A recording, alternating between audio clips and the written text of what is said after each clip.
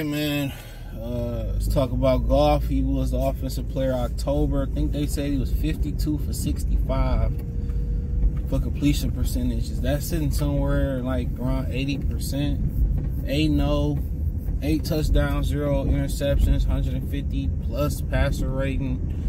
4-0 in that stretch, and Nanes should be undefeated, but it is what it is. He been playing lights out, and you got to give Dan Campbell credit. You know, we ain't had a lot of transparency in Detroit, at least honest transparency, if that's the thing. A lot of the transparency that we have had in Detroit, I'm trying to think, should I stop at the bank? I can stop at the bank. So I think a lot of the transparency that we've gotten in Detroit has been pretty much fake. Remember Rob Marinelli talking about pad levels, and they look good. And, you know, he told us, you know, that the offense was close to breaking it.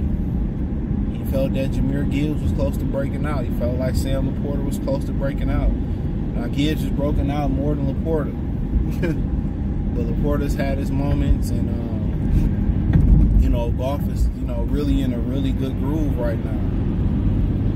You know, like Boosie Collins say, you know, he's in a groove. You know, you just hope that groove ain't coming too soon, no did he? But right now, they firing.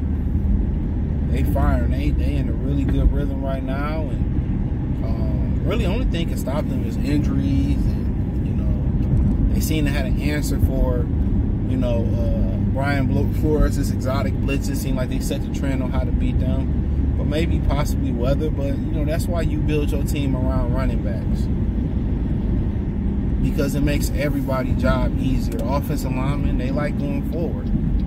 They like to impose their will. Guess what? I can hand it off to them, or I can throw a little 2-yard pass to them. It can go 60 yards. And now you're hearing rumors that the NFL executives is now going to start putting a premium on running backs. Running backs are more important than receivers. They should be making $30 million, not the receivers. But the thing about it is, good rainbow in the sky. The thing about it is, receivers usually have more longevity. That's the difference. The receivers usually have more longevity than the backs do. So that's kind of where it get a little sketchy at, you know. But yeah, for real, man, Goff is just in the groove. You know, he been in this offense, what, 2-3 years, 3.5 years, something like that. And, you know, it's totally different than what they did in Los Angeles. It's totally different.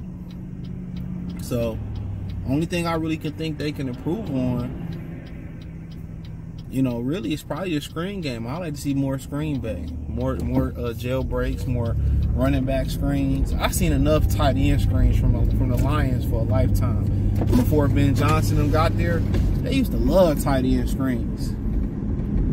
To the most unathletic tight ends in the world, though. So they just getting it going. I mean, some of the things I said, they needed a little bit more.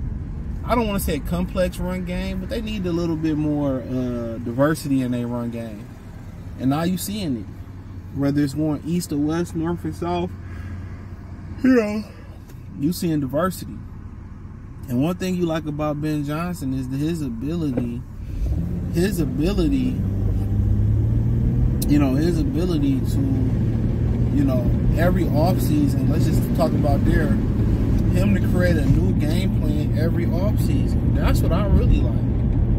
He see what other people doing around the league, probably look at college, maybe look at a little bit of high school, and he come up with all types of, you know, variety of plays. And week to week, you know, their game sheet is so nice. They in the groove, and Goff is benefiting, and as he should. He was sitting here to die. He was sitting here for his career to die. You know, they said when you used to request a trade, you used to end up in Buffalo. You gotta throw Detroit in there too. You know, you gotta, you know, he came here and they just let you know he's more of a fit than Stafford was for here. And I hear people say, they was talking about Kate Cunningham before they won their first game. So yeah, him and Stafford get so much. I'm just like, what did Stafford win? Like, this new generation put emphasis on every statistic but winning. You know what's the most important statistic that Goff has is that he fucking 4-0 in the month of October. He's 4-0. That's the best statistic. He's 4-0. Not the 80%. You can have all that and be 1-3 and 2. He's 4-0. Make winning the most important stat again. You know what I'm saying? Kevin Martin had one of the ugliest jump shots in NBA history, but it went in. And as long as the jump shot go in, who really tripping? You know, who really tripping?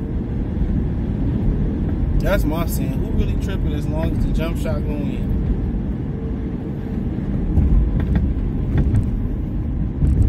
Real talk. So, but yeah, he in an amazing groove right now. That ball coming out fast. You know, still had an amazing game without his top weapon. One of his top weapons is Jameson Williams last week.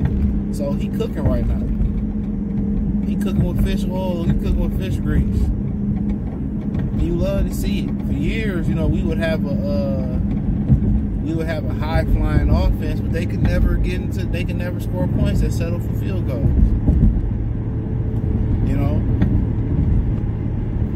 So, you know, whenever it gets sticky, they can just hand it off. Whenever it gets sticky, they can just hand the ball off.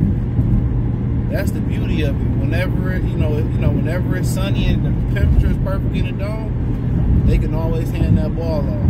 So the next maturation is getting better at the screen game, and I think getting their backs involved in the receiving game in general. Other than that, they rolling. You know, and now, you know, people saying, well, Goff's in the MVP conversation. And he should be. You know, Lamar, you know, with the 2 losses, it make it a little bit closer. Maybe Goff got the lead right now and what he doing. But, you know, because Lamar got 2, you know, he like, damn, gonna give him another one. And, you know, I knew when they added Derrick Henry, I said, why they let them do that? They added Deontay Johnson, used to be Steelers from the Panthers. So, but the Lions right now, you know, they such in a good groove. And they got so many people they can rely on, and now you got Khalif Raymond that's arriving right on time when Jameson fall off. So it's just like, damn, you know, pick your poison. Even with all those playmakers, you got to be able to get them the ball. You know, blocking. You know, but you still got to be able to get that ball off. You got good blocking. You know, even through some of the shuffle of the lineups and the injuries and all that stuff. I seen Kevin Seifert, he was dressed up as Dan Campbell. That was funny for Halloween. So, yeah, I mean, it's looking very, very interesting out here. So, shout out to Jared Goff, well deserved. Hopefully he keep it rolling into February into a Super Bowl win. But check out Detroit Lions Talk playlist, thumbs up the video, share the video, subscribe to the channel. Hit the subscribe button, hit the bell icon button to get all notifications. Increase your chance. Get a notification. You go live with your video. Hit the link tree. Find me on X, Instagram, Spotify, Anchor, Cash App, Venmo, PayPal, Amazon Podcast. Not Amazon, just Spotify and Anchor, man. But other than that, check out Detroit Lions Talk playlist. The link tree, IG, Facebook. Check out other platforms as well too. Check out Detroit Lions Talk playlist, please.